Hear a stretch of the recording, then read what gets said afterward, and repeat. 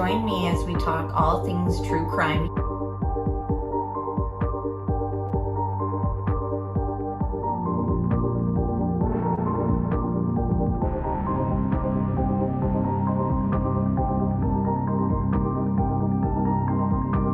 Made contact and shattered. The missing 4-year-old. The parents have called in about that the mother has went through a wall, came home, now they can't find her. Turn it over to another agency. Chad, where are Lori's kids? They've been missing for 4 months. You have nothing to say? 4 were stabbed multiple times and were likely asleep during the attack. Some had defensive wounds. Most of them had just like one that was the lethal stab wound. Oh, what a tangled web we weave. Once I told a lie, and I told my family, I had to keep lying. McSherman is a demon. We haven't cleared anybody.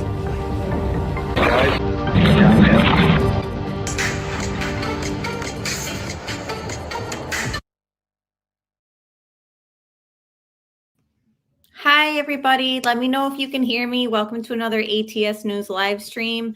My friend CDT will be joining us a little late. Tonight, we are discussing more of the mysteries revolving around the Watts case. I know that if you're new to following this channel, there's going to be some things discussed that maybe you aren't aware of in relation to the case. So please keep an open mind. That's all I ask. And I know that a lot of my listeners and watchers have an open mind. And a lot of the theories and stuff that we pull up are based on facts. And I will be happy to point those out for you guys. I've already had some comments in chat before this live stream even started. Somebody asked, gunshots, where are you getting this information from? And nobody was shot. So again, there were bullets found in the neighborhood. There was, I'll show everything to you guys. It was found in the discovery files as well, called into the tip line by a neighbor, spoke to the neighbor. All of that is in my documentary. If you want to see my conversation with the neighbor, the documentary is linked in the chat, in the description box. And then when the live stream is over, it'll be linked in the comment section. So I'm going to show you a little bit of all that in the discovery and where I'm pulling this stuff out of. And yeah, we'll just jump right into it. Hello, Pointer lovers, Scout Inquirer, good to see you. Johnny, thank you for being here. So yeah, there's just some things that I wanted to kind of lay out. Last time we spoke, hi, House Huddle, it's good to see you.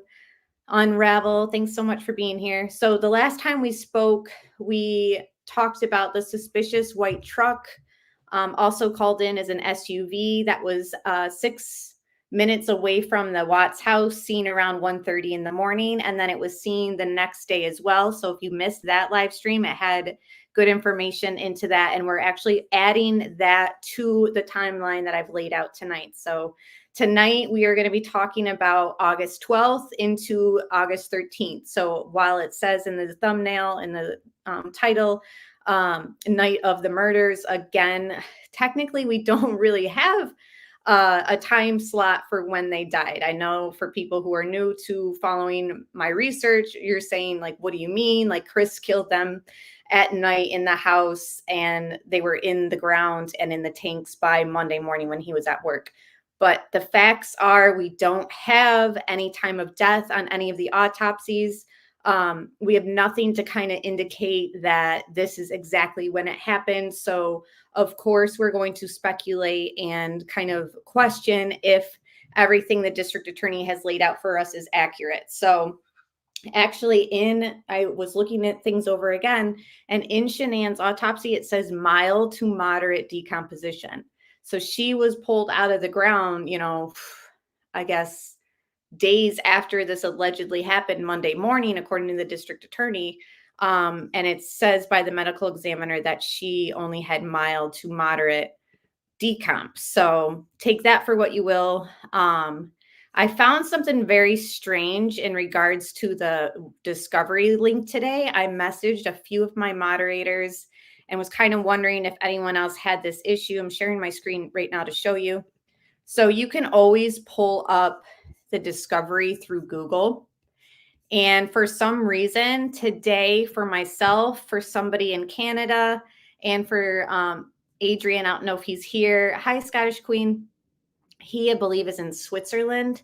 All of us had this blank page. So this was always something that we could just pull up. And I've done it numerous times on a live stream with you guys For some reason, right now, the link is not being available. So you click on original PDF. It takes a minute. I don't know if it's sharing. Hold on, I got to stop this screen.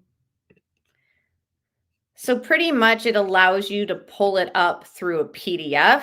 Obviously not as convenient and doesn't have, it's just not user friendly in my opinion. So I don't know what's going on with the discovery, but right now through the Google link, we can't bring it up. And somebody said, oh, this happening around the time everyone's being very critical of DA Rourke and his wife. Very unusual. And so I was thinking that as well. Hi, Zawoki. Good to see you. I think I shared one of your subscribers, I think, put your petition to reopen the case to investigate Nicole Kessinger shared to my Facebook group, the Watts Facebook group, which has 52,000 followers in it. I will definitely make sure that I sign that petition, and I've shared it. So hopefully other people will sign it as well. So that'll be interesting to see if anything happens with that one. I know that there's been other, better save a copy of the discovery. Exactly. Download it, whatever you got to do. Scottish Queen says, I saved a copy years ago. See, I was emailed one too a while ago from Criminality. So I went through my email and I was like, oh, maybe I can just use that link. And that link said unavailable too. So really weird. I don't know if there's any conspiracy behind it, but like, what do you know? You can't pull it up. And we've all those copyright strikes going around with district attorney wife's podcasts, just really weird. So, okay. House Huddle says she's got it downloaded. Hello, Leticia. Good to see you. All right. So anyways, now while we wait for CDT, I guess we'll just jump into the timeline. Like I said, I'm going to be reading from the discovery as well as just showing a little visual. Let's start with the visual since we're waiting for CDT. Again, thank you guys so much for being here. If you haven't hit like, please do so right now. Thank you, Johnny, for the tea or soup for everybody. I think it's tea. Okay, don't have my glasses on yet. But thank you. We've got some tea and we're all settled in. So let's start here.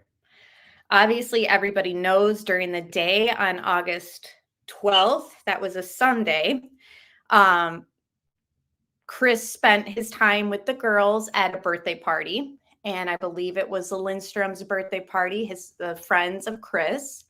And they played, oh, wow. Scottish Queen says it's gone in Scotland too. So I don't know what's going on with that link, but I don't know. Strange timing for the link to be working strangely.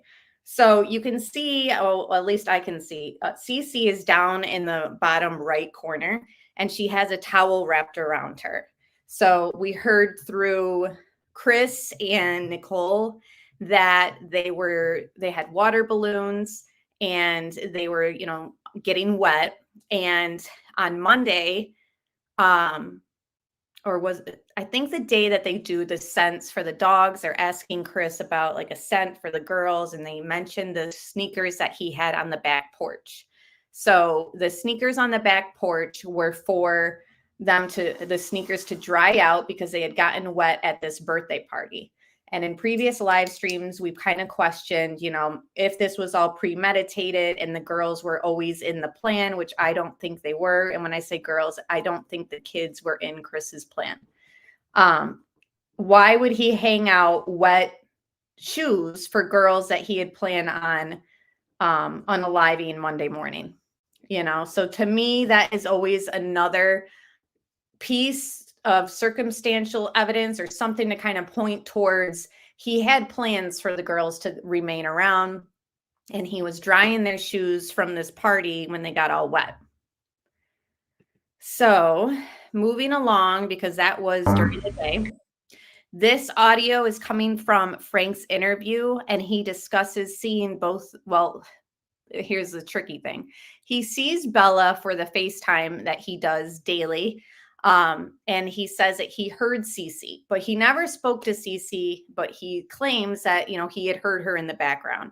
So I know that there's speculation and it's fair.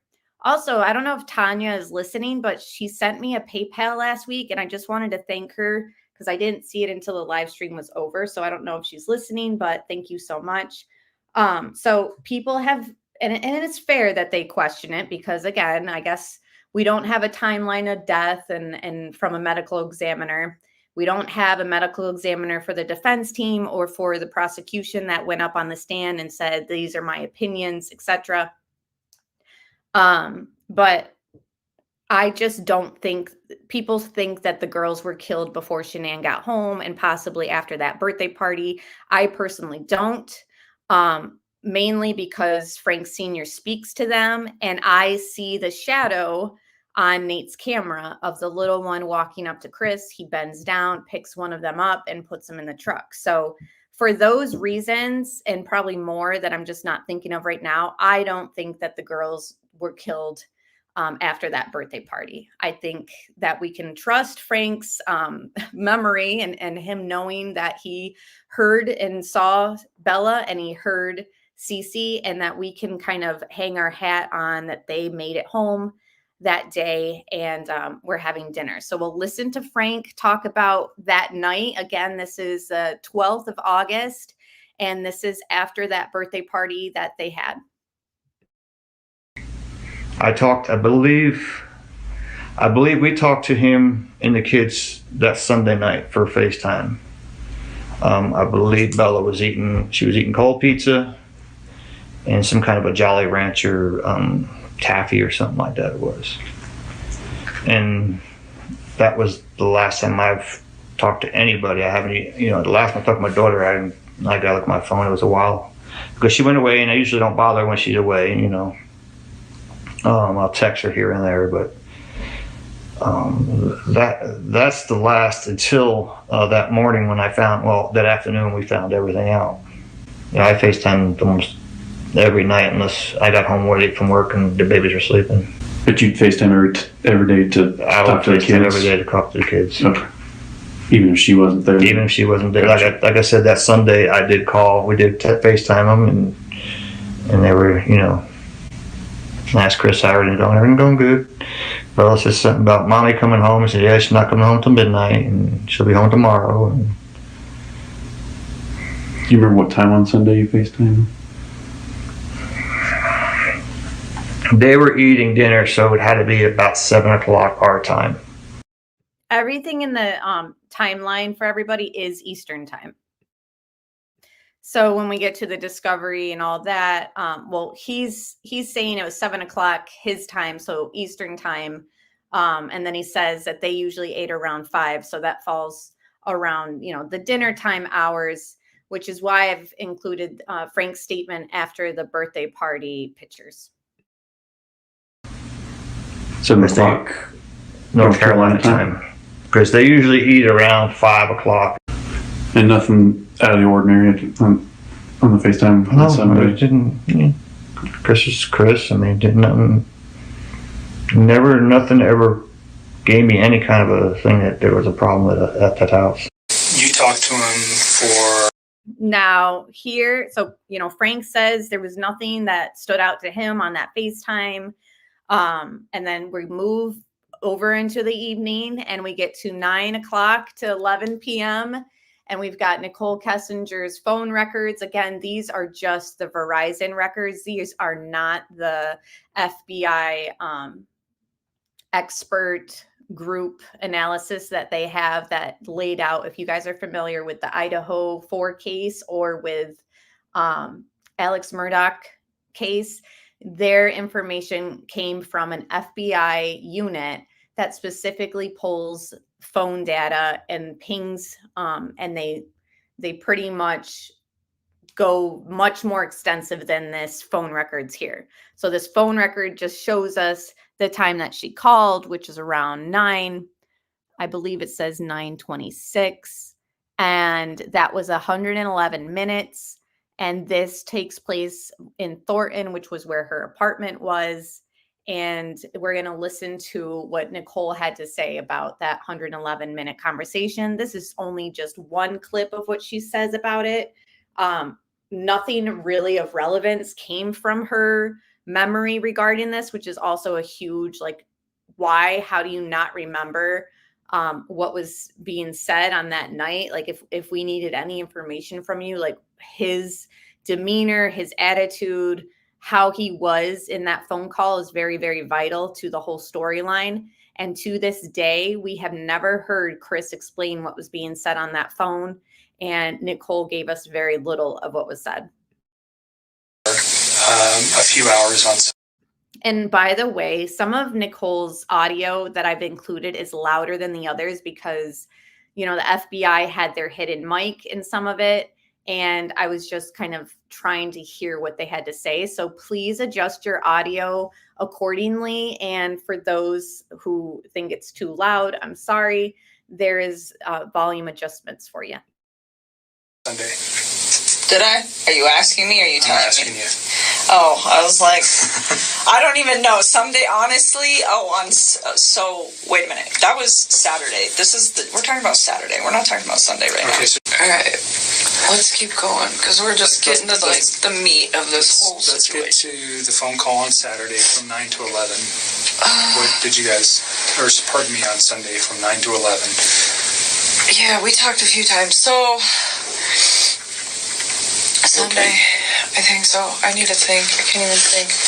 Take a couple breaths and take a second. Sunday night. I don't even know. I don't think I was like concerned about anything at that point.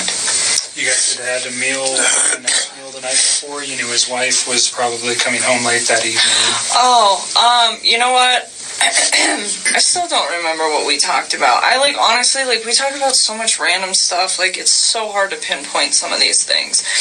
I don't remember what we talked about. I do remember that was a long phone conversation that we probably talked about all sorts of stuff. Did you ever see him with any weapons? Ever carry a knife or a gun? Okay, so now we're moving up to around midnight. The reason why I say around is because in the discovery, there's an inquiry or a tip that was called in by a neighbor, and they lived in Windham Hill, which is right near the Watts home, right near those homes that were being built. And they said around midnight, they heard a gunshot. So again, I've had people say, what does this have anything to do with the Watts case? People in Colorado have guns. This is America. Everybody's able to carry, blah, blah, blah, blah, blah. That's fine. And honestly, we've been getting those comments ever since we kind of pointed this out. And this is found in the body camera of Jane, the dog handler, and CBI agents going around.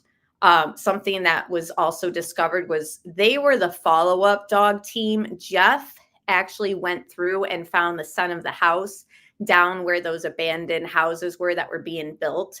So Jeff's dog does an alert.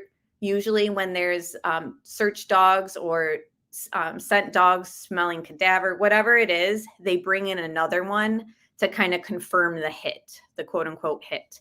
So Jeff does his search. We've never seen any camera footage regarding Jeff's dog and what they found, but we hear through this body cam footage and Jane that they found the son of the house near this area. And, obviously that means something. So people are missing. We know that it ends in a terrible tragedy, horrific crime. And the people from the house, they don't say specifically who, and maybe they didn't know, but they say Jeff's dog found the scent of the house down here. So they were doing a follow-up. They were also covering other streets that maybe Jeff didn't go down. Hello, Alex. Good to see you. So glad you're here. And I saw Tony come in. Thank you guys for being here. And everyone else who joined, thanks so much for being here. So now we've got this. I have to include it in the timeline because it was a legitimate tip that was called in. The neighbor was very confused. She said that this doesn't happen in their neighborhood. And think about it. These houses are gorgeous. These houses are expensive. This whole neighborhood is expensive. They have multiple playgrounds. We found out through Shanann's Facebook videos. She talks about how they were building another one and they had other ones already in the neighborhood. They have a pool there. They had a clubhouse where you could rent out and do like a birthday party or a celebration area. So it's very top notch. It's an HOA neighborhood. And that means homeowners association. Hi, Marshall Dove. Good to see you. And Lambs Bond. Good to see you. I've been so wrapped up in potty training my little one this week and editing tonight's live that I didn't really get to follow deeply in the Brian Koberger updates, but I definitely will, and we'll probably discuss it. Hello, Derek. It's okay that you're late. We've only just talked about a little bit of the timeline. Now we're up until midnight of the 12th, I guess going into the 13th early in the morning. And yeah, so that's where we're at. And the neighbor hears this gunshot. She doesn't call the cops. In my discussion with her through Facebook Messenger, because her name is right in the discovery. This was years ago. And like I said, those screenshots of my messages with her are in my documentary, which are in multiple areas, description box. And you can see it's after the 3-hour mark. I know it's a lot to go through, but everything is relevant in my opinion. And she stated this was very unusual. That's why she took a picture of the clock when it took place. And then she ends up going to bed. So she calls in this tip, and it was after the fact that the news had spread that Shanann and the girls were missing. So then on Monday, and you can see in the discovery, it's down in the right-hand corner, she calls in and says, okay, so I heard this actually right around midnight and it alarmed me. So yeah, I don't know if it's related. So here, basically, we're going to hear Nicole Kessinger's interview with FBI. Again, adjust your volume accordingly. It's a hidden mic by the agent, so it wasn't the best quality, but it has very important tidbits in it if you can listen. So she's going to be asked, do you know if Chris owned any weapons? Do you know if he was in the military? And I believe that he's asking these questions because this interview was conducted after this search. So up in the right-hand corner on top, you will see that this is dated the 14th. This is the day after she was missing and reported missing, and the girls were missing. No bodies have been found. Chris hasn't even really been interviewed. And they haven't interviewed Nicole Kessinger either. So the body cam image shows the 14th. The audio I'm about to play is the 15th, and it is FBI discussing if Chris owned weapons. And I believe that he asked these questions specifically because of what the agents found and Jane's dog found on the 14th. So everything is being asked for a reason, and they wanted to know, does Chris own guns? Because they had already known at that point that they had found these materials down at that area. And I'll show you more of the dog finding it after this little timeline. Talk about weapons pretty good. No. And in fact, we even so we talk about current events. So it's a big thing in my life. I talk about current events with all of my friends. I asked him one day, if you want, I will send you articles. I'll read the news every once a week or so.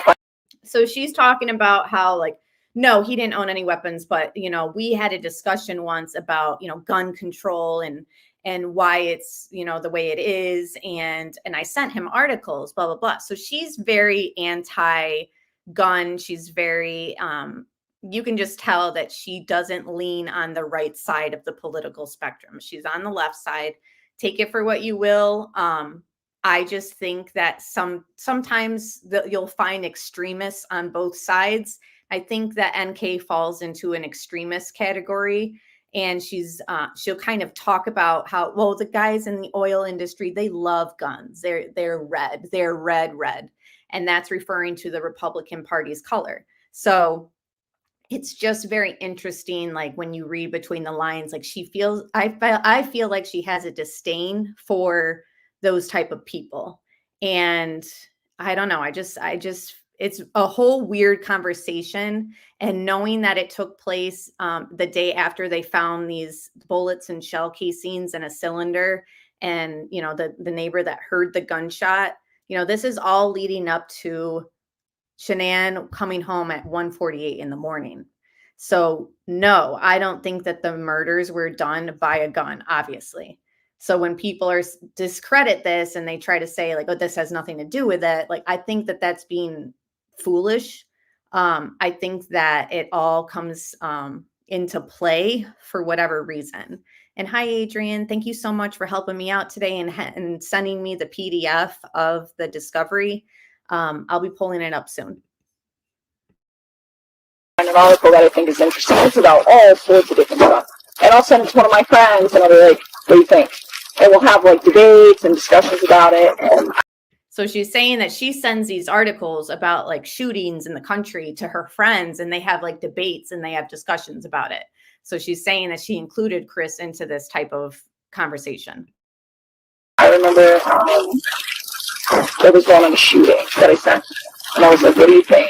And he told me, he's like, I don't own guns. I don't them out. He's like, I think it's because we work in the oil industry, and a lot of like, they're very red people, and they love guns. He was just talking to me about it, and he's like, I don't understand why some of these people insist on, like, and I know he's referring to, like, the group that we, like, work around, not necessarily our coworkers, but just, like, oil field people. He's like, I don't know why they insist on having, like, 10 weapons. He's like, why could you possibly need that many guns? It doesn't even make sense to me. He's like, it's not necessary. And then he's just like, I don't keep guns in the house. That was pretty cool. So that actually did come up once. Do you know if he was ever in the military? So I think that he asked, you know, if he was in the military. I'm not sure, but I think maybe some of the stuff found was related to a gun that might be common for military people. I'm not sure, but we'll look at what Jane finds in the video, and you guys can let me know what you know about all that. I know of. So she said, not that I know of, like about him being in the military. So leave Jim alone. He has nothing to do with this, blah, blah, blah, blah. What did she say, Unravel? She said that group we hang around. Wow, just caught that. I might have missed it. Hi, Debbie Fox. Good to see you. Anyways, so this was posted 2018, obviously months before the murders. This is her friend Jim leave me alone, or leave him alone's Instagram, or I mean Facebook page. And this was public when we first broke, when we found out who he was. Everyone was looking at his stuff and screenshotting things. Schmida Pictures sent me this. So thank you, Schmida, for sending me this. I know we've discussed it for years, but I finally have had a chance to kind of tie it into a live stream. Again, not saying that this was the gun that was used for the gunshot that was heard that night. I'm just saying I find it interesting that, you know, this was posted in 2018. And this is Leave Jim Alone. And hello, Melissa Jade. Good to see you. Hope you're doing well. I don't know. Jim was her other side piece that she liked using to make Chris jealous and make him move things along with the divorce. Definitely could be. Yeah. So this has always been weird, you know? So people around NK had guns and like to kind of flaunt it, which I think is weird for somebody Jim's age at this point. Moving right along. So again, that gunshot was heard around midnight. We already discussed this, which was on our last live stream. We pulled up two separate pages and two separate people called in. And thank you, Derek, for gifting 10 memberships. Welcome to all the members. Thank you so much. I really appreciate you. Yes, thank you so much. Again, if you guys just hit the like button, that's all I ask for, and everything else, you guys don't know it, but I am just truly grateful and just thanks. Thank you so much. So midnight, gunshot, 1:30, somebody sees a suspicious truck or SUV seen 6 minutes away from the house, right near the highway. They called and reported it. And then somebody else called it in the next day. That's not in this night timeline, but we discussed it last live stream. So then, as you all know, 1:48, Shanann gets home.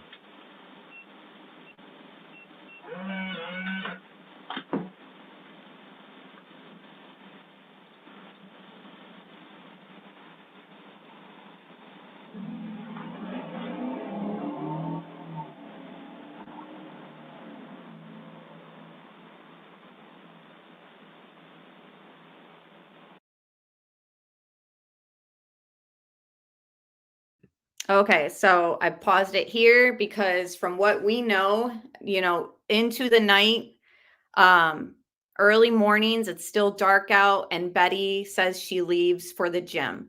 So that was hours later, around 5:15 in the morning. Chris starts loading his truck around that time, 5:17-ish. She's got a Ring camera. Now, her front door, I don't think faced, you guys let me know for those in chat who know. I don't think it faced the road, or I mean the house, the Watts house, but it faced the street, like could see the corner of what was coming down. You guys correct me if I'm wrong. Do I think Jim, Nicole, and Chris had a threesome? I think, and maybe even her friend that she called Daniel, but come to find out it was a girl, Danielle, who she hosted that weekend. I think there's a satanic element to all this too. And those types of activities definitely come into play with ritualistic type stuff. That's just my opinion.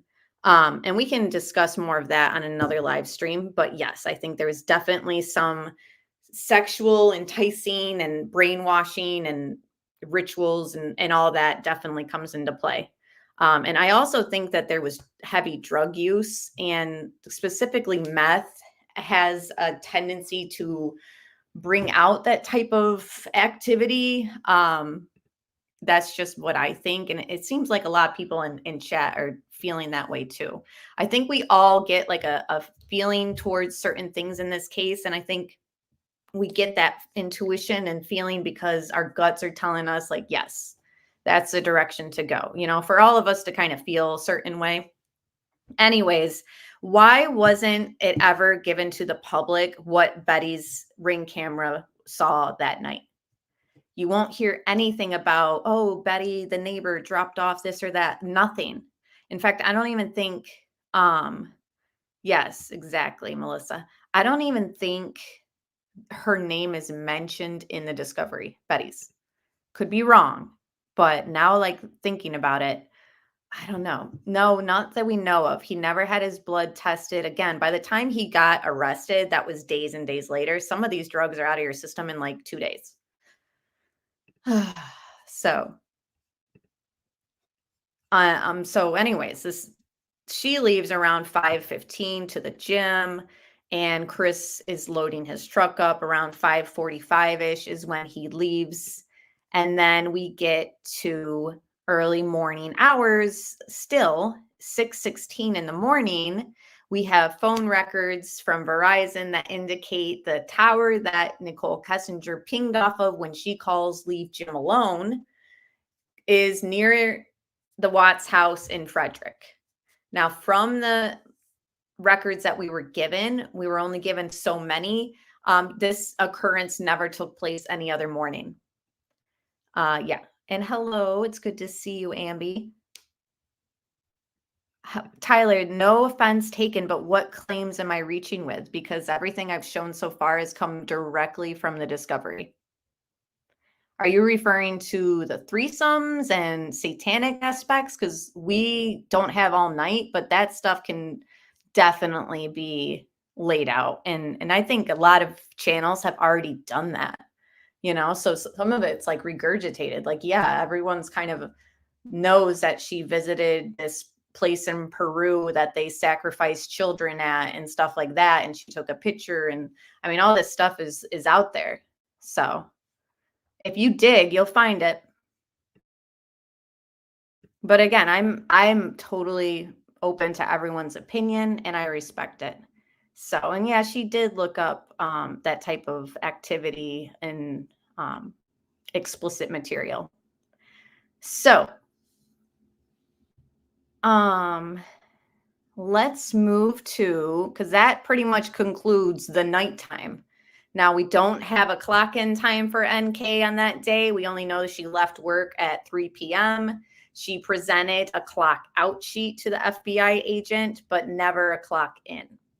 Now, moving to some other visuals, I will pull up, let's see. Yeah, we'll just get right into the other information that I have on the gunshot in the bullets found.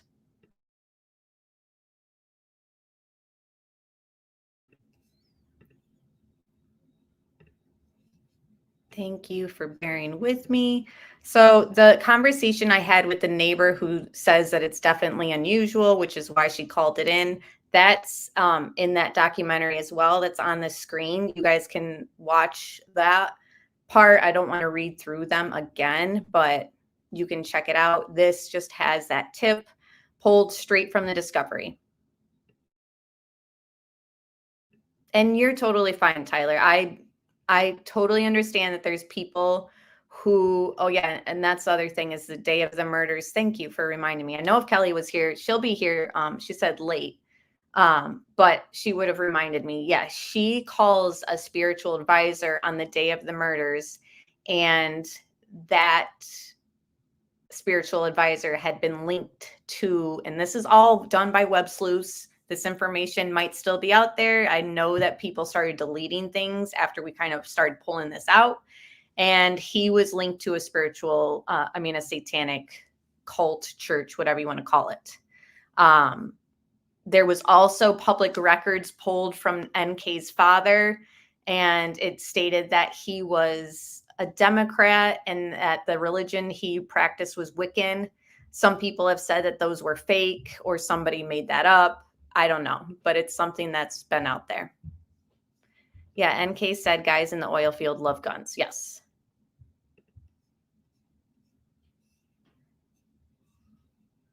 And yes, she had that business that was related to like some word that was like a yoga terminology, I think. Satya or whatever. And no, Wicca is not satanic, no, but it is not Christian. So maybe there was exploration of other realms. I don't know. Just stating what was found. Again, thank you for letting me know that I needed to reiterate that because that's something I know, but I definitely should have specified.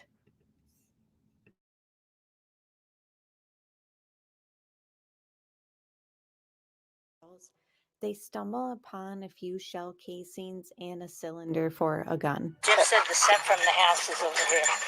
Picking up the scent from the house. Oh, wow. Okay. Because I said, I don't know why you do this. She went away from the house is over here. They discovered that. Okay.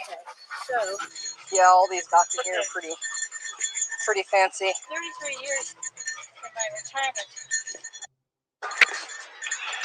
Here's another one.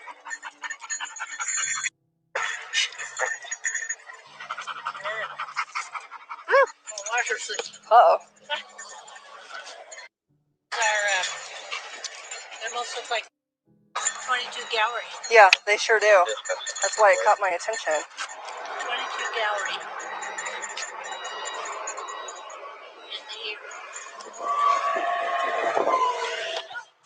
No, it's not a 22. It's a, this is a 32 round. The next size up 17. There's the other one right there. Yeah, there's another one by your right foot. I don't know if that's going to be related to anything under the sun at all. No, but you know what? Is that a cylinder? Looks like it. Yeah.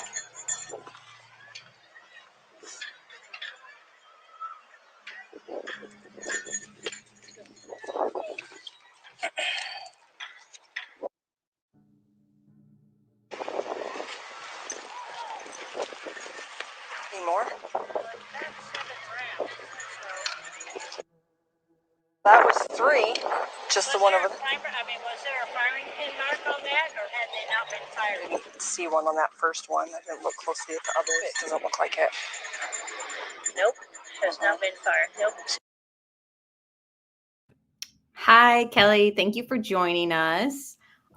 Somebody said they would have brought in a different dog to see if they got the same indications of scent. So Jane is the second dog. Jeff was the first one. Now, I would love to know where Jeff's body cam footage is. How are you doing tonight, Kelly? Hello, I'm doing well. How are you? And how is chat? Glad to be here. We're just going through the timeline, a little bit of the night and early morning hours. And of course, the heated debate and topic, as you know, is the gunshot that was heard around midnight, and then the shell casings and unfired rounds in the cylinder that were found near those the houses they were building and that dumpster. Now, I know that you covered this on your channel. In fact, that's your writing on the screen. And I just want your thoughts. And of course, if it's different than mine, like I'm feeling like it's way too coincidental for it not to be related. And I know that the neighbor being very like shocked to hear that indicates to me that it's not a regular occurrence around there. But if you have a different opinion, I'm happy to hear it. No, I tend to agree, and not just because it's you, but I'm with you on the coincidental aspect of it. Like we talked about the white SUV that was seen, and then this whole situation, somebody remembered hearing what they thought was a gunshot, called it in, described it as such on the exact same night that this happens. It just seems like it's too much to overlook. And I kind of heard you earlier just mentioning like to take into consideration the area, like the type of place it wasn't common to hear that. And so they just happened to hear it on the night that this happens. I think there's definitely more to it. And then I also saw you add that screenshot from Leave Jim Alone that Shmita had sent you. I had never seen that. That's interesting too. Yeah, and it was in 2018. Wow. And Jim was like, I don't know, I want to say 40s, late 30s, like when I'm not really sure his birthday, but I know that he was much older than MK, and she was 30. So Right. I just felt like it was kind of like juvenile for somebody his age to be posting like his handgun or whatever. Like, you know what I mean? Yes. No, I get that. Yes. Something strange about him. Some of his posts too, like, the pictures, like he just seems like an unusual character. Unfortunately, he'd been dragged into this because we never heard from him. So now he's kind of wrapped up into this whole, like, leave Jim alone. Like, who is this guy, Right. Pastor 23 says, so it was a revolver. I think Jane settles on it being a 30. No. A 17. Like she thought it was a 32 at first. I can rewind this real quick if you want to kind of go through that again, because I'm not even sure like what type of gun it ended up being. And right. I'm not savvy with guns and all that. I know people in the chat might be. Derek, I think he said, knows some stuff on guns. Have to Google the kind of gun it was. I tried to do that earlier and I was like, I don't know. Hi, Roxanne. Good to see you. But yeah, it's just weird. I agree. And then one more thing about Leave Jim Alone. When you look at NK's call records that they give us in the discovery, I had printed them off and like highlighted them, like color coded them for who she was calling that I knew.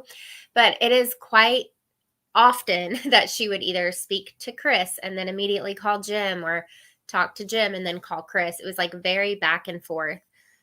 So sorry, Leave Jim Alone, but NK brought you up. So we're going to discuss you a little bit. But yeah, I think the whole gun thing is just too coincidental to just say, oh, that has nothing to do with it. Like move along. I think there's too much to overlook it. And, I feel like this whole gun thing is another topic that like we would get bombarded with people attacking us, like the explosion theory.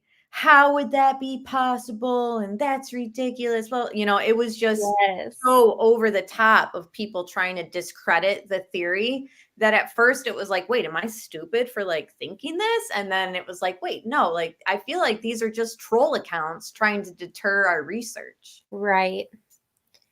And it's from people who don't know the case. Like they don't know the deep details, and we're still missing so many details. But it's again, like I'm with you. I really do think people connected or possibly involved with this crime are infiltrating. And I probably sound crazy. That's okay.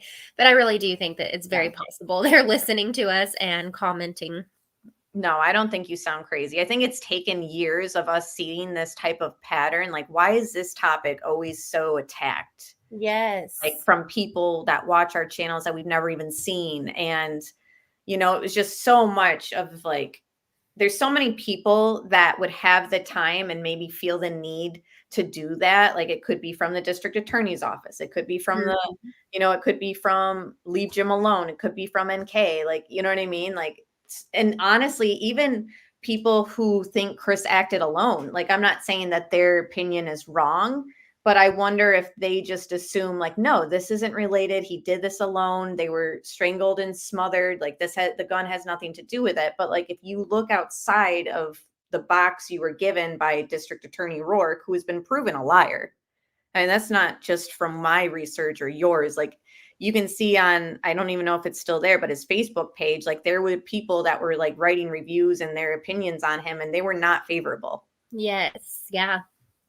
So again, it's just like you said, too coincidental not to be connected. Again, where does it come in? Because it all takes place before Shanann's even home. That's where we come into this whole theory that we don't even have enough time for, that maybe Chris was backing out. Perhaps her flight that was delayed had people spooked thinking that Chris was lying, like her flight wasn't delayed, or you know what I mean? He was getting cold feet, wasn't going to follow through. Like they needed this explosion to take place. And her death was a huge something that they needed in this plan. Right. And then once again, the last thing I'll kind of say, but just remember, like NK said, Saturday at the Lazy Dog, seemed like Chris was not as interested in the apartment hunt.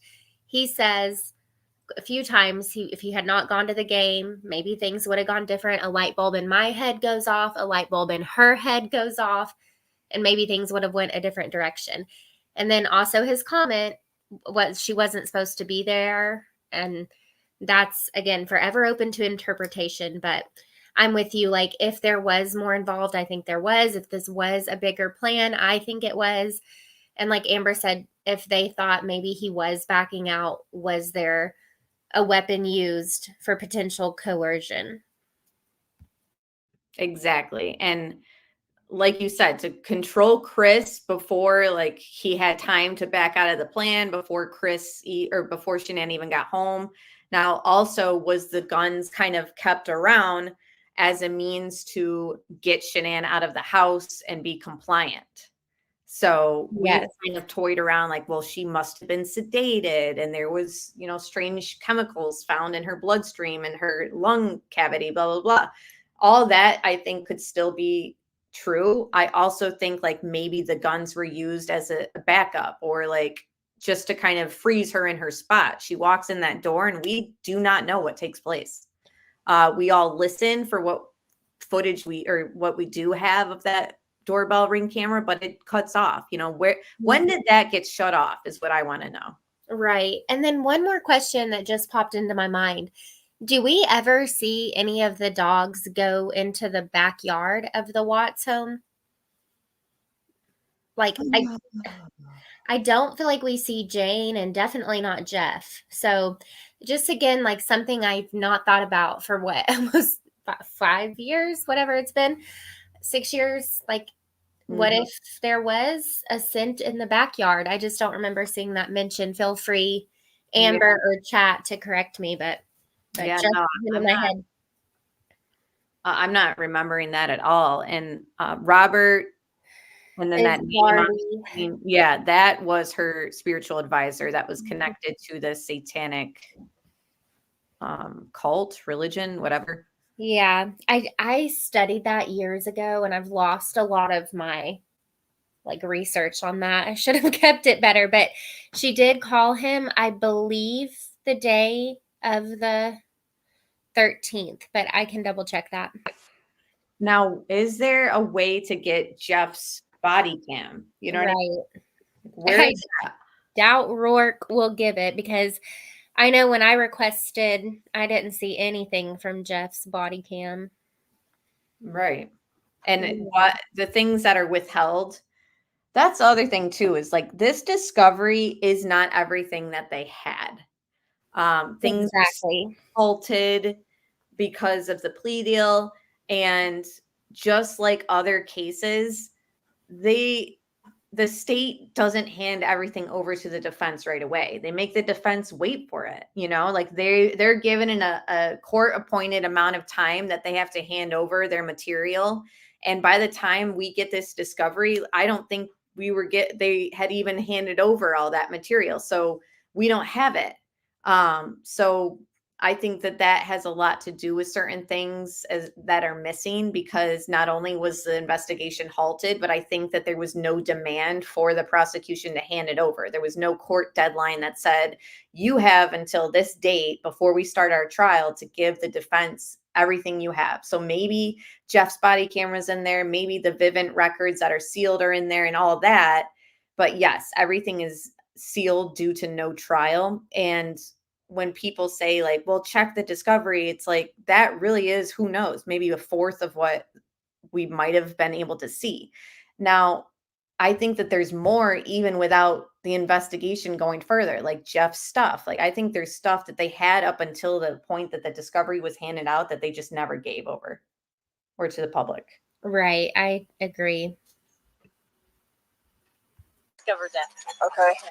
So, Yeah, all these back in here are pretty fancy. 33 years in my retirement. Here's another one.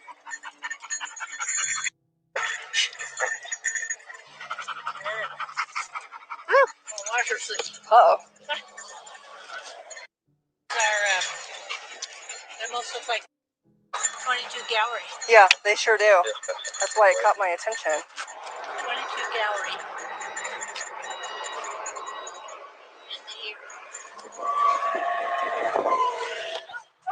No, it's not a 22. It's a this is a 32 round. The next size up 17. There's the other one right there. Yeah, there's another one by your right foot. I don't know if that's going to be related to anything under the sun at all. No, but you know what?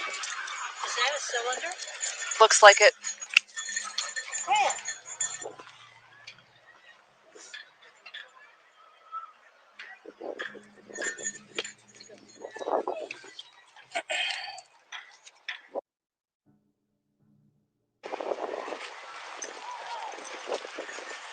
Any more?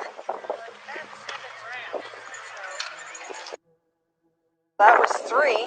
Just the one over there. Was there a firing pin mark on that, or had they not been fired? I didn't see one on that first one. I didn't look closely at the others. It doesn't look like it. Nope, has not been fired. Nope, see, it's close. Yep, is that Black Mesa and Goldfield? I'd do anything for those girls. I step in front of a bullet for the train for those girls. And isn't that interesting that in his interview with Coder, he says, I would step in front of a bullet or chamber for those girls. It's Yeah. like, did something like that happen? Right. It's like, once again, like I did the thing, like books on the mind. Like, did he have a gun on his mind? Because there was one there that night. You know? And then remember in her interview, I don't know if you played this because I haven't watched all of your stream, but they asked NK about guns, and she said that sometimes her and her friends have talked about them or something? Yes, it would. I put it in the timeline before you were able to join. I know you were busy. But yeah, that whole conversation, she's asked by Mark, does Chris own any weapons? And she said no. And Mark says guns before she could say no. And she says no. And actually we talked about it, and I would send my friends articles about shootings that take place, and we would have discussions and debates. And he told me that he just doesn't understand why certain people have to have so many different guns. And to me, that's surprising that Chris would have like a steadfast like opinion on something like that. Like, I can't imagine him being like, I don't understand why people have all these guns, especially being from North Carolina. Like, Right. North Carolina is known for a military state, you know, the South, like they're very, very like gun friendly. So, and especially people who watch NASCAR, which is what he was all about, you know, like it just kind of surprised me that NK tried to paint him as this whole like anti-gun guy, because I just don't think that he had like steadfast beliefs like that. But that's just my opinion. Yeah, so let me just switch up the screen to kind of continue what we have for this timeline. And again, the discovery is not pulling up for me on the website, and other people tried it too. So I find that interesting. You can do the PDF, I was saying, but that's just not as convenient in my opinion, like user friendly.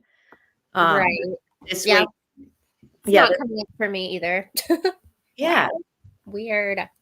Like, why is it doing that though? After all this criticism comes out about the district attorney and his wife's podcast and all that, I mean, he has been kind of, oh, and also 10 to Life's Nicole Kessinger deep dive that she did in her video, that definitely pointed out a little bit of this Rourke situation with his wife's podcast too. And she has a very large platform. Yes. And He has a big audience. yeah, and that came from not just her YouTube, but she had added it into her podcast too. And we shared all that in our group this week. And I shared her video to my community page because she credits me for a very small portion, but she was, you know, nice enough to ask me if it was okay. And I didn't even know who it was like messaging me. I just see this like the name of her podcast. And I was like, who? Okay. And then they were like, can I use some of your video or whatever? And I just thought it was like nobody basically. And I was like, yeah, sure. And then like I looked and I was like, oh, wait, this is Annie. And I'm just acting like, oh yeah, whatever. I don't care. And I was like, oh, I didn't realize that it was you. I was like, yes, for asking. I felt so stupid, but I was just like, oh, just my luck, you know, like just to, you know what it's like with that social, Yes, socializing awkwardness. definitely. I'm glad she did that though and shouted you out. That's awesome. And the Yeah. fact that she like used her platform to speak on it.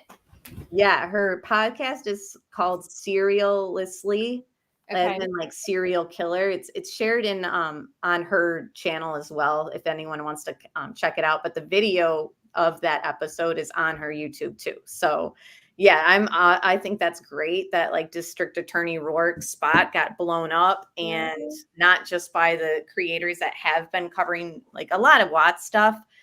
She's covered Watts stuff too, but to kind of go back into it around, you know, election year for DA Rourke, like if your wife's gonna have you on her podcast, expect other podcasters to kind of comment. You know what I mean? And I wonder if that's just something that they underestimated. Like if he thought, okay, maybe enough time has gone by, or maybe him and or her don't truly understand like the grass or I don't know the word I'm looking for, but how big social media is. Yeah. And how many people care about this case. Yeah. And then I think that they're just, well, he specifically is so arrogant that he just thinks like, yes, this is perfect. I'll use my wife's platform and make me look like this great guy talking about the children. And they didn't have long flowing hair. Like, you know what I mean? Like you don't even sound like you know these victims. Yep. Ugh, it just gets me mad all over again. Me too. So we're just going to read through some of this. Like I said, you can just sit back. I'll stop and ask chat and you questions. And yeah, so this is in the discovery. This starts on August 12th. There's other dates. We can do other live streams. We're specifically just talking about the 12th and into the early morning hours of the 13th. So all based around that gunshot that was heard. It does come into the timeline. All right. So August 12th, 2018. Not found in Watt's phone. So this hours are all military time. So 07:32 hours, not found in Watt's phone. Shanann sent him a message. Good morning, baby. Love you. So this means that Chris deleted that message. But it was showing up in Shanann's phone. 07:58 hours. Shanann told Addie, and that's her girlfriend, I got a lot of work to do today and this week. Next weekend, I'm going to go missing in action while away with Chris in Aspen. So they had a trip plan that we know about. 08:09 hours. Shanann asked how the girls were. Watts said they were good and drinking a shake. Shanann replied, miss you guys. Give them a kiss for me. Watts said he would. And Shanann told him to have a great day. He reciprocated. Now, it's annoying to me that there's parts where it says he reciprocated. It's like, I want to see his text back, you know? Yeah, same. That's always bothered me. 08:11 hours. Josh asked Watts if he was truly all right with Josh and his family staying with the Watts family when they move. Watts said he was. That's cool, man. Watts went to describe the finish of the Rockies game. It was epic. Now, is it interesting that he speaks on the Rockies game, like when we know he didn't, which night is he talking about? Like what night did they play? Because I thought it was date night, the 11th. Right. And then there was also a game Friday. So yeah, we need to work that one out. Yeah. Because didn't NK go to a game on Friday, we think, or? Yeah, I think I don't want to misspeak, but. Yeah, I think it is something like that. Anyways, he said it was epic. So who knows? Like, did he watch Sports Center and see the finish if it is a Saturday night one, or did they find time to watch that like at Lazy Dog? Don't know. Or is it the Friday night game? Who knows? 08:35 hours. Shanann told Addie, I need to do better with my calendar. I don't block out family time. I fill in family time. Watts said to me last night, of course, she said, he said to me last night, nothing to do with business, though. Addie said she thought this could have been the issue and insisted Shanann make more time for the family. Shanann replied, no, I agree. No, I think it's itty bitty things. I sometimes can be bitchy and he gets that side of me. I know I tend to make him feel like he isn't able to do things because I have control issues. He said the other night he wishes I just let him hang up a picture. Shanann's calendar had entry titled Talk, scheduled for this date and time. 09:04 hours. Shanann continued with Addie. I always have, but he also never calls me out. He never fights me, just goes with the flow. He and I know I like things done a certain way, but I never thought of how that may make him feel as a man. I don't even know if this is what's bothering him. He still hasn't said. I'm praying he wrote me a letter like I asked, since he can express himself better in a letter than talking. Shanann added, I'm the pusher and he's the withdrawer. He has strengths that are my weaknesses and vice versa. Shanann continued, the lack of communication isn't on my part. I can be better at how I communicate, but he doesn't communicate. I say things sometimes just to get him to react in a way, since he doesn't react, and that's not good. It's not even all the time. 99% of the time, we are perfectly fine, and we have never, ever fought, literally over anything serious. I have fought with him over stupid shit, like not doing something I asked in a timely manner. Shanann said, I did belittle him without realizing it with his parents. I told him he needed to find his balls and protect his family. Shanann said, Watts is submissive when his parents are involved. Addie said, that is Watts' disposition, and added, he would kill for you. Now, her saying, I'm just going to pause for a second. For her saying earlier that she was going to go missing in action that weekend with Chris and Aspen, I thought was an eerie word use. And now here Addie saying he would kill for you. Like, it's just so like, wow. You know, it's like looking back at these, it's so creepy. Shanann told him in a letter I would for him, and there has to be mutual respect. I did respect his parents enough to deal with them. His mom just didn't, and went alone with me, jabs at me. It's not fair. I mean, fuck, I agreed to spend 5 weeks with his parents. That's hell for me. But I did it for him and for the kids. Shanann continued. He was never close to anyone but his dad. I, being the family person, tried bringing them closer, and it backfired. I need to feel like I will stand up for us faced with difficult situation, and that's where he flaws or weakness. Shanann told Addie, my weakness is I have an Italian temper that can't hold back when pissed. I'm a fixer and I want to talk this out, and he just wants to work it out in his head.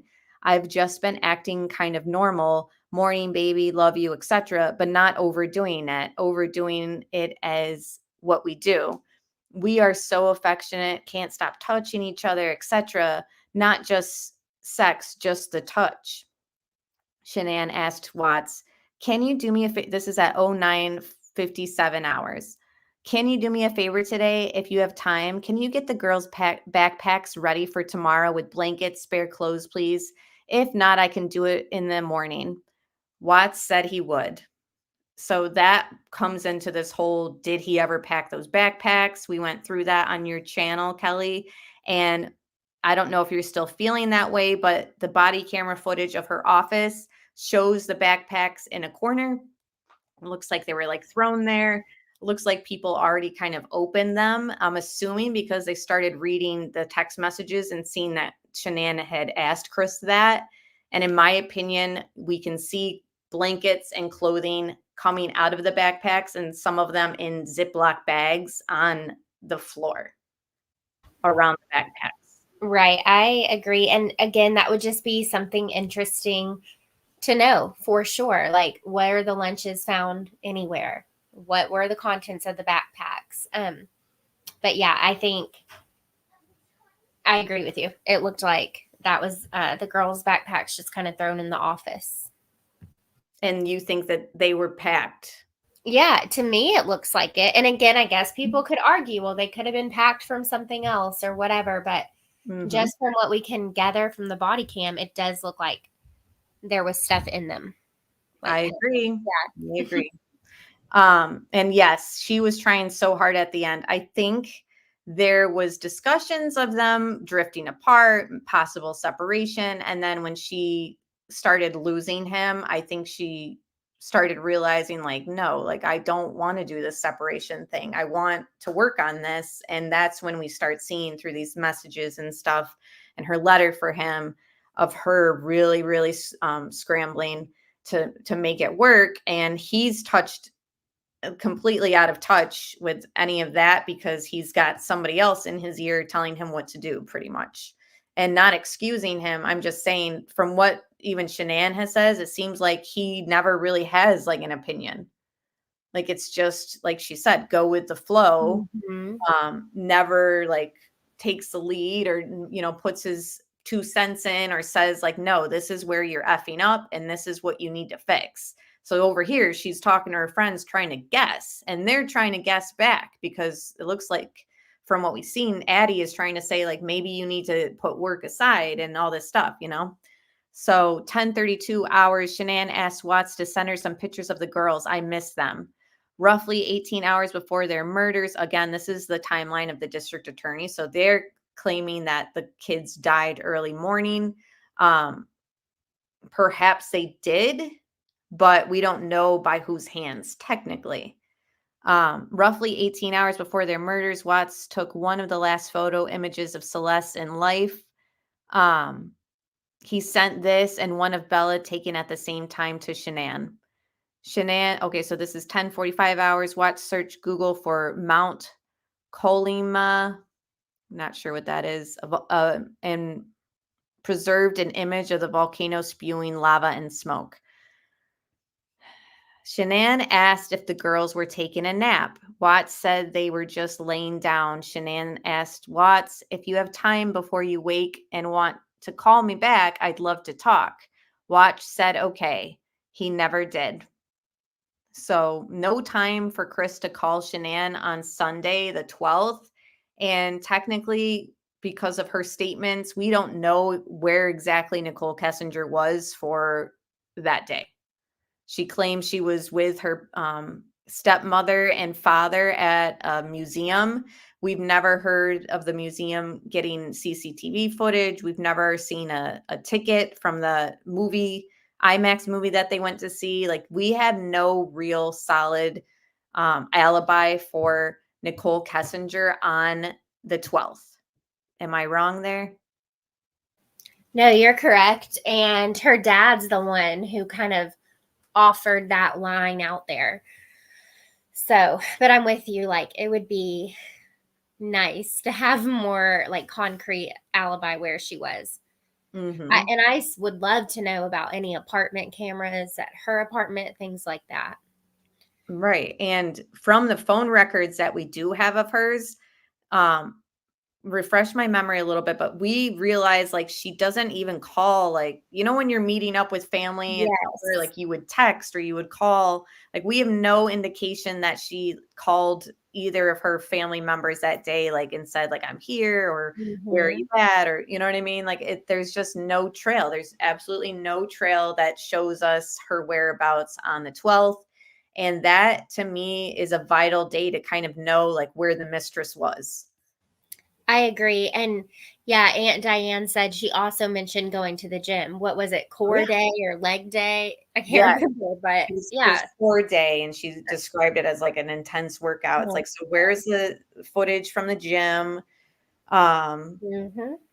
It's just a lot of weirdness that we never get answers to. And because we never get the answers, we just keep digging. Yes, exactly. So 12, 17 hours, perhaps the last image of Shanann taken in life. Metadata confirmed the date and time.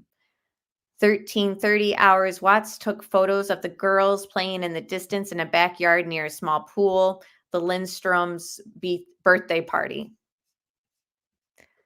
And we never see that image either, do we? Or wait, maybe we do.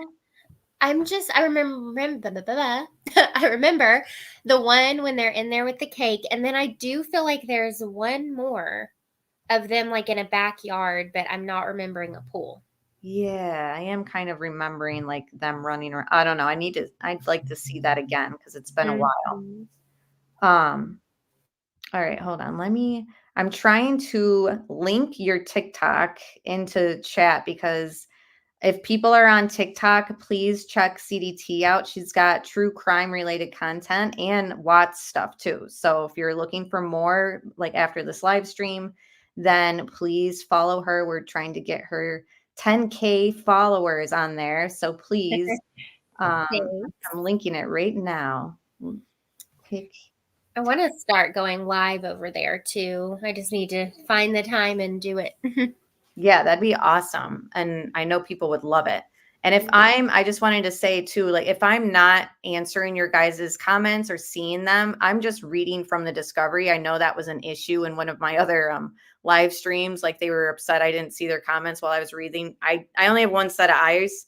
So they're usually reading. I can't like read other areas. So please bear with me. And Kelly, if you see anything interesting, feel free to just interrupt me too. Okay, will do.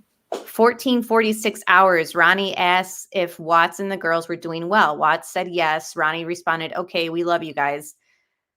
And I'm not going to read all these times, but it's all in like order here. Shanann asked if the girls had fun at the party. Watts said they were still there and they were having fun. Shanann replied, good, I'm glad. Okay, love you. Watts did not respond. Watts searched Google for Paracutin, which is a volcano. A photo was created in his image file documenting the temperature setting in the refrigerator, and that was at 1844 hours. And that image we have never seen. Well, we've seen, but then it was redacted, and we don't know why. And then after that, a couple minutes later, 1847 hours, a photo of 4 chicken breasts on a barbecue grill was created in his image file. That's also another image that was there and then vanished. 17:06 hours. Watts told Cody Roberts, his coworker, I have the whip check for the Servy 629. I'm going to go straight out there from my house in the morning. I will look at 319 as well and run the 1129 if you want.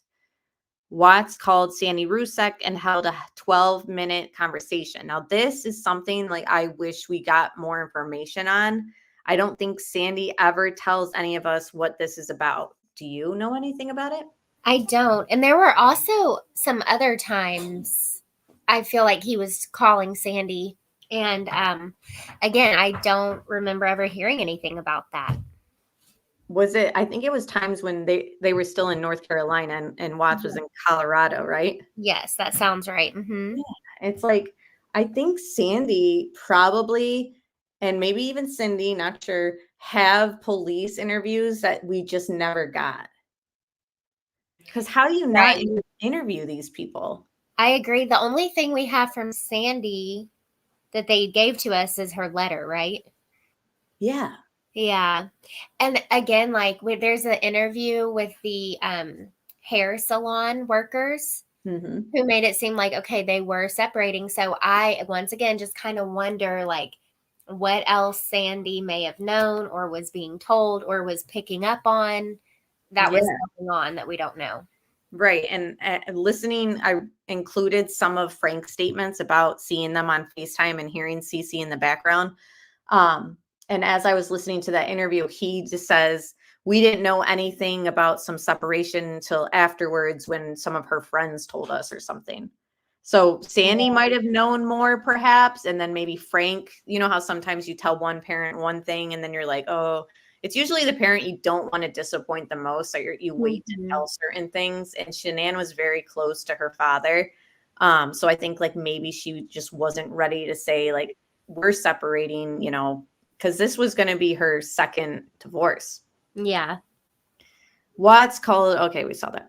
Roberts replied, I was going to head out there first thing tomorrow to check out the 319. Did Troy talk to you about what I had found out there Friday afternoon? So this conversation with Cody, I feel like could be just like a paper trail of them like talking about the leak. Like just to have it like, oh yeah, see, like we found this leak Friday afternoon. Like we talked about it. Watts answered, yep, I was standing right next to him. LOL. I was giving him a fire stick. Like, see, this just sounds like a totally staged text message. Yep, I was standing right next to him. LOL. I was giving him a fire stick to look at. I can go out there, though. No sense in both of us going out there. LOL. Watts search Google for the Dead Sea Scrolls. So that allegedly is the IMAX theater movie that NK and her father went to. They do discuss that in some of their text messages together. So maybe she really did go there, but we just have, you know, what more can we see? Like how long was it? Where was she? And, you know, there's just so many questions still, even if she did go to that IMAX movie. Right. And then it's like, why did she, quote, air quotes, forget it? And her dad had to bring it up, you know, like, I just, to me, that part is interesting. Like maybe she really did just forget. Maybe there's more to that. I don't know. But that whole thing sticks out to me. And she never gave like a rough time when it was. So why was there never a specific time slot? It's like she tried to make it seem like it took up the whole Sunday. You know what I mean? It's like that you weren't there all day Sunday. Right. So where else were you? Right. And she skipped brunch, but she shouldn't have. It was good. Like, I don't know. That whole thing is weird. And then we got, what did you do in the evening? Like, you know? Yeah, exactly. All and why? The 111. She cleaned that evening, I think. At some point she cleaned, she said. Right. Mm-hmm. Yeah, cleaning up after that Saturday night escapades. Yeah, exactly. Goodness. Roberts responded, all right, sounds good, man. I appreciate it. I think I still have a couple conies left out there. Not sure what those are. I'm sure it's oil related. I can let you know in the morning and let me know if you find anything at the 319. If not, we may pressure test the BP line and see if it's leaking underground. Oh, leaking underground. What do you know? That's exactly what happened in that house explosion in 2017. A pipe was leaking underground and it exploded. Linked to Anadarko. Anyways, another reason to think that this is like staged text messaging all about this leak, Oh, we can check and see if it's leaking underground. They knew at that point. They probably orchestrated the leak or at least known about it enough to say like, okay, instead of fixing this, we should just stage this whole event. But Shanann asked, hey, honey, kids in bed, and asked for pictures. Watts replied, Bella just got back in bed. Shanann noted, they must be exhausted. Watts resent the images from earlier in the day at dinner table, and he added this image taken later in the day at the birthday party, the last known photograph of Bella in life. There she is. Sweet girl. So awful. I know. And look, the little doggy right by her too. Oh my gosh.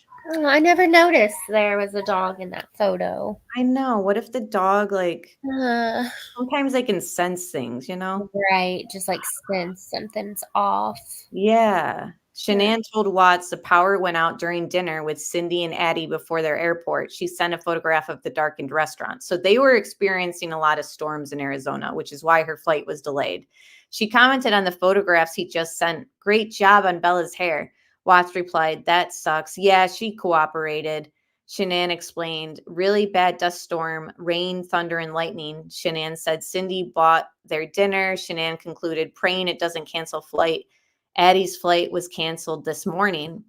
Shanann called Watts and held a 9-minute conversation at 20 hours, revealing how their talk went. Immediately after this call, she told Watts, sorry I bothered you.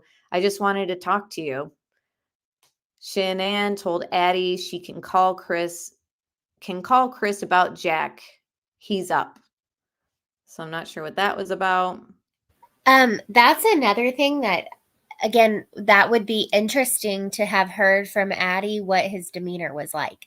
Like, did he seem hurried on the phone? Did he seem irritable? Like, that would just be interesting to know his demeanor on the phone call. Yeah, we got to go back through whatever statements we have, like official ones of Addie, because I think that hers did have like interesting tidbits, but it's been so long. Yes. Shanann told Watts, thank you for taking good care of the kids this weekend so I can learn and work. I appreciate it. Watts returned a missed phone call to Addie and held a 16. So why is Chris calling? Oh, I guess that's what you were just saying. Like, what was that all about? That is something we need to freshen up on. If she explains it. I do feel like it was something about maybe a car. But oh, yeah, it says right here, he offered Addie mechanical advice on a car. I'm sure that's like a footnote from her interview. Yeah. Moments later, he told Shanann, you're welcome. I just talked to Addie. In their following messages, it is clear Watts offered mechanical advice. Shanann asked Watts, what kind of vegetables do you want with dinner tomorrow? Watts replied, green beans. Shanann said she would buy them tomorrow at Costco along with other items. Shanann told Watts that she was ready to come home. I'm ready for bed. Aw. Shanann sent a message to Addie explaining the accompanying text was what Shanann planned to tell Watts tomorrow night. The message read, can you please tell me something? Because just like you, I'm in my head. I try to fix things and make them better, and this is making me crazy. I know that you need time. I want to give you what you're asking for and respect your space. I need some time. This place that I'm in my head is not a good place. It is not healthy for me or Nico. I need you to help me help you. I need you to give just a little bit of what I did or didn't do, so I'm not going crazy in my head and figuring it out and trying to figure it out. I know I can't fix this by myself, that we are going to have to work together. Shanann made an unanswered call to Watts. Shanann told Watts, tried calling you to give you an update, was starting to board, and they announced that our crew isn't here yet, and it's going to be a minimum of an hour before they are here. Shanann received a calendar alert, flight WN 6149 from Phoenix to Denver. Watts replied, holy crap, sorry, I passed out on the couch. That's going to be late. And then it says Shanann's phone connected to the Wi-Fi provided by Southwest Airlines. And this is after they've landed in Denver. Shanann told Cassie they had landed. This is the last outgoing communication found on Shanann's phone. So. Wow. And then it goes on to say Watts' phone logged the Vivint alert of Shanann's entry to their home. At that same moment, the Vivint video monitor captured Shanann as she walked up to the home and entered. Nicole Atkinson was captured backing out of the driveway. Between 1:48 hours and 04:23 hours, there was no movement detected on the main floor of the home. The Vivint, in a group text, Nicole Atkinson told Cassie, "We are home." Shanann's phone activity is otherwise dormant until 7:40 hours when Watts sent the device a staged message pretending not to know where she was at. Okay, so this is when it's talking about them. It goes into the 13th. So we're not really going to go into much of that, but I do want to share just a little bit of this other page that has information from the 12th. So, thoughts from anyone in chat or anything while I switch my screen up? It's just very, very interesting to kind of go back through all that.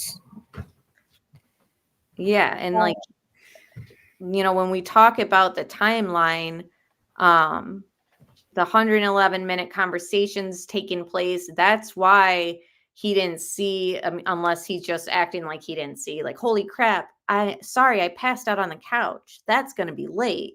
Like, he was already on the phone and stuff with Nicole. Right. So, yeah, he did do a lot of staging. Mm-hmm. Hi, Valerie. Good to see you. Hi, Valerie. Hi, Zoe. Good to see you too. So none of his other phone records are released on Tuesday. We have very little from both of his phones. So he had a work phone and he had a personal phone.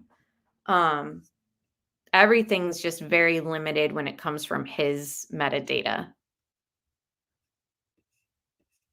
which is questionable. He had Snapchat too. And I wonder if NK had Snapchat. Yeah. I can visualize his avatar in my mind right now. Oh my gosh, yeah. And yeah, Tony, I was thinking that too. Like he said, when she said, "Good job on Bella's hair," Tony said, "I don't think he was the one who did Bella's hair." And all he had said back was she cooperated. For who? For who? Right. Like, I just don't know about that. Like, I think NK was over there. I think she met the girls, My gut tells me that as well.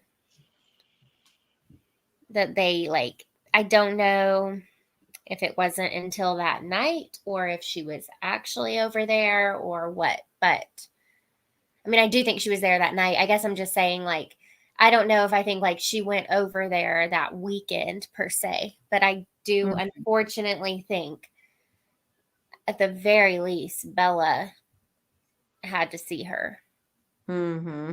And it's clear for everyone who has a child around Bella's age, they are aware of what's going on. If something takes place and I ask even my 3-year-old, did somebody do this or that? She'll tell me yeah, or so-and-so said to do it, and it's they're not they don't have it in them to manipulate and cover things up, so that would be a huge problem for people who are associated with this crime. Once Nicole Atkinson shows up and, things are kind of falling apart with whatever plan was going to take place, Bella had seen things that they just couldn't have repeated. So that's where I come in with the whole, she was collateral damage. And of course too. Mm-hmm.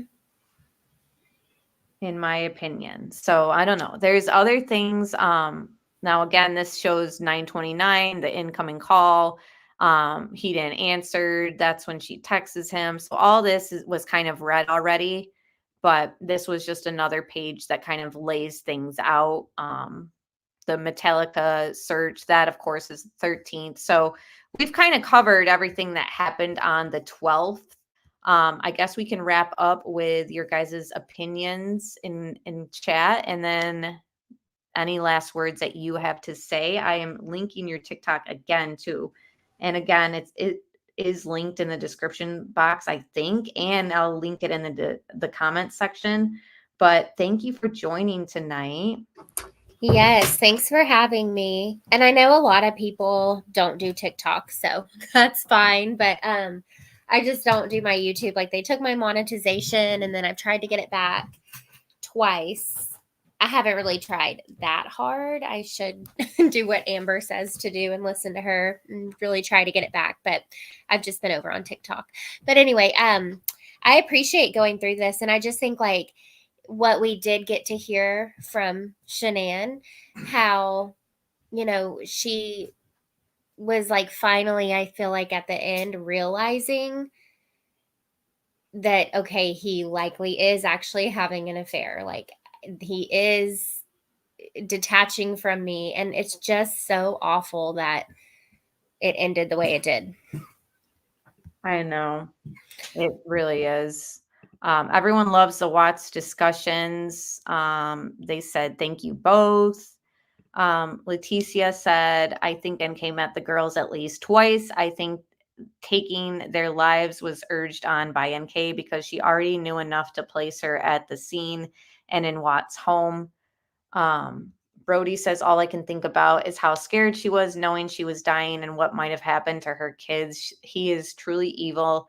And to know women love this guy is absolutely disgusting. Sorry to be graphic. I can't even, whether he had a direct role in the children's death too, like, I don't know. I don't feel like he was there doing them. I think that because of his actions, it led to their deaths, and he's still culpable and guilty in that sense.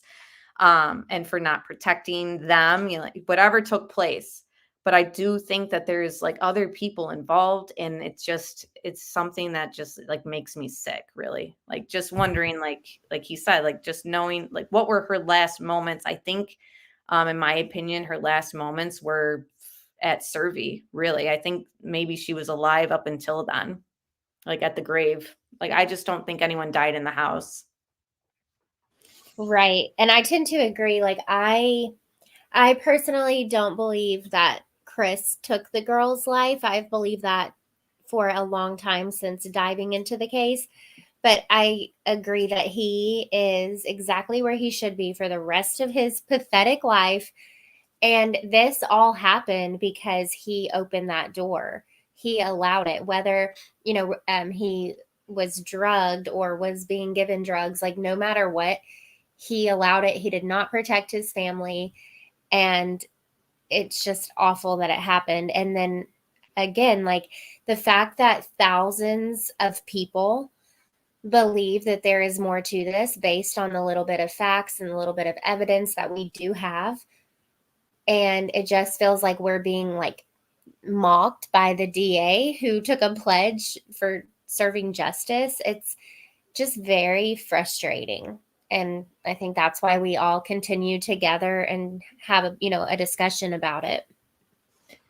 Exactly. And the more people tell you, like, cover other cases or enough's enough, you just want, like, somebody, like, you weren't here earlier, but somebody wrote in my messages, like, gun, where are you getting this information from? And it's like, it's right there. It's literally right there in the discovery. Mm-hmm. Yes. And again, if they are familiar with your channel or mine at all, like, I have a video about it. You added it to your documentary. Like, we back our stuff up with facts and with clips from interviews and body cam. But if it is our opinion, we're sure to tell you. But yeah, there definitely is a gun and bullets mentioned in the discovery in the body cam. And so therefore, we're going to talk about it. Yeah, and there's a reason that Agent Mark from FBI is asking NK after they had found those items did he own any weapons or guns? You know, like they're not just asking Exactly. There's a reason. Yeah, there is a reason. And yes, I think that maybe they would maybe cover that topic anyways, but I think that it's mainly because of what they found that they just wanted to inquire more about that, you know? Mm-hmm. But yeah, sad that girls always get tangled up in stuff like this, the incident. Yeah. Mm-hmm. It is sad. It is. It really is. And I'm beginning to re-look at that footage of, we've already gone through it, so that's why I'm going to discuss it real quick, of that him looking at Baumhover touching that blue bag. Like, I think that, yeah, there was something in that bag he didn't want them to see. But then I realized, like, during that whole little clip, he's getting text messages or looking at his phone. And I'm wondering, like, did he receive information that was like detrimental to the kids at that moment? And he just started feeling sick. That's interesting to think about. Yeah. But that was just something new I kind of like looked at, is like, yeah, it did seem like he didn't want Baumhover to go through that bag. But then it also, like, you see him look at his phone and then his face is kind of like going flushed. And I'm like, I wonder if it's like a combination of like what he was reading on his phone and that blue bag. I don't know, just something I kind of thought about. And you guys can check out that live we did prior on all that. And that clip is out there anyways. But again, thank you all for being here. We'll be doing another session soon. And yeah, whenever it's convenient for you, really, Kelly. Yeah, I mean, I'm pretty open. I like Fridays because I don't have to worry about bedtime. But I mean, I can do pretty much whatever. So just let me know. Okay, yeah, because I know Florida Bass is like one of I the know. people who are like, why do you do Friday? It's like, it's not our fault. You go out to the bar every Friday. I know. That's not our problem. Sounds like it might be your problem, Florida. No. Yeah. Yeah, Valerie says this time is perfect. And Adrian, Valerie likes it. So yeah, Adrian, who's in overseas, like over the pond, Switzerland, or yeah. he likes this because he doesn't have to work the next day too. So I don't know.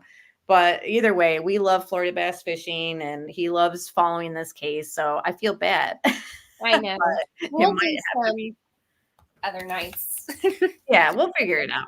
Yes. But thank you again. And thank you everyone for being here. We will talk very soon. And yeah, hopefully if I can get the link for the petition for Zawoki's reinvestigate Nicole Kessinger petition, I will link that in the description box as well. And we'll talk very soon, like I keep saying. So are we gonna talk soon? Yeah, we're gonna talk soon. Okay. All right, bye everybody.